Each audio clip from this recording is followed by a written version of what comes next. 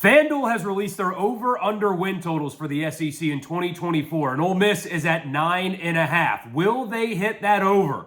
They better, and I'll explain why after I welcome you to my channel. My name is Michael Borky. Glad that you guys are here. Thank you so much for checking out the channel. Please like the video. Leave a comment as well. What do you think? Will Ole Miss hit the over 9.5 wins for the 2024 season? Also, subscribe and hit the notification bell so you know when we're doing our 3 times a week live streams. So over under 9.5 wins for Ole Miss. And like I said before, my first thought was they better. And what I mean by that is there might not be a better opportunity for Ole Miss to win double-digit games again, because they just did it a year ago, obviously, and make the 12-team playoff than the opportunity that they have in front of them for 2024. You guys know this already, but third-year quarterback in the system in Jackson Dart. They returned their 2 best receivers. They're returning a tight end. They added Juice Wells. They added a Power 5 transfer to backup tight end. They've got Ulysses Bentley returning in the backfield. They're going to add another one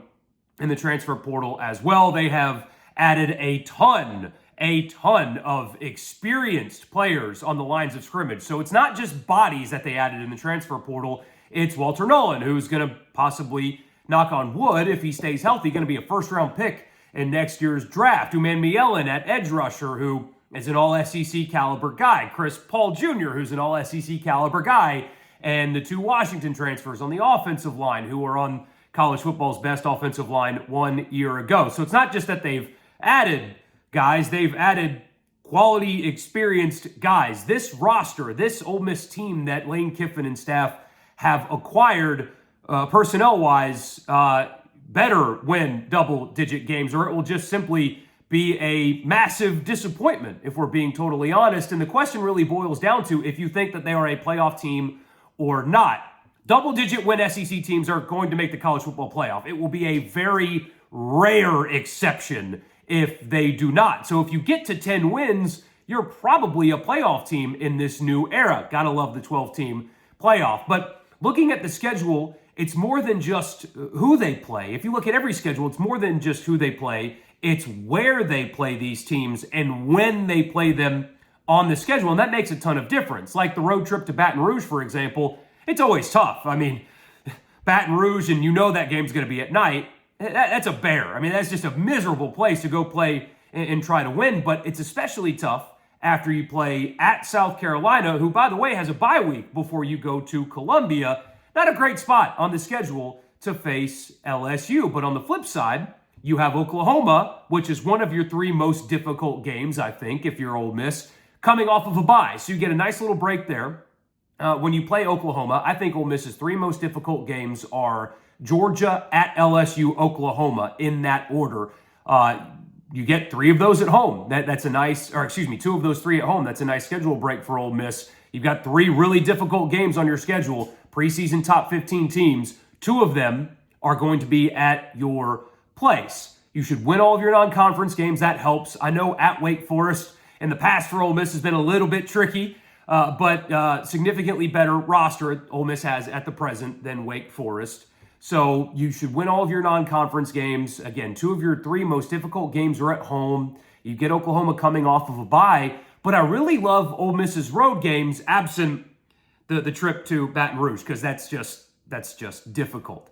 Usually, Fayetteville has been a real problem for Ole Miss in the past, and Fayetteville is a difficult place to go play anyway. But will it be that this year? I mean, what will be the status of Sam Pittman in Arkansas by the time Ole Miss rolls into town? Clearly, there's some roster deficiencies there anyway, but it's obvious to anybody that he is on the hottest of hot seats, and by that point in the season, Arkansas could have stacked many losses at that point. So what is usually a pretty charged up and violent environment there in Fayetteville might not be so this year. Same with Florida. Ole Miss has to go to Gainesville. That is usually a really difficult place to play at the Swamp. I mean, you guys know this, but what will the status of Florida be by then? They have the most difficult schedule in all of college football, and that is late in the year. And also, Ole Miss is coming off of a bye before that game as well. So another nice scheduling break. Going to the Swamp, usually very, very difficult, but you have a bye going into that. And at that point of the season,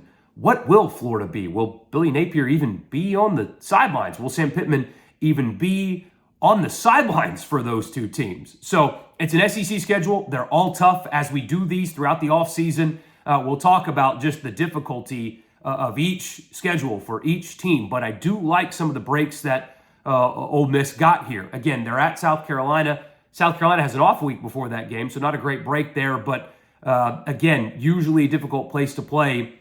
Not too many people are particularly high on this South Carolina team going into the season.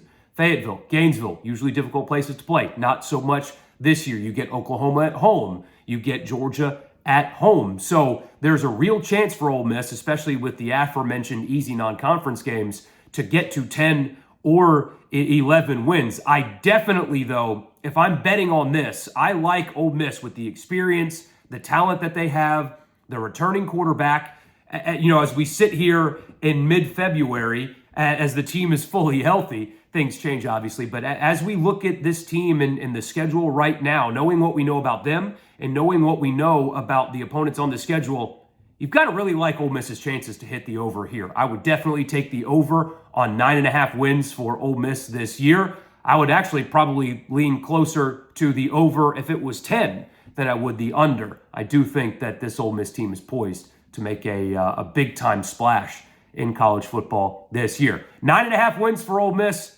I say take the over.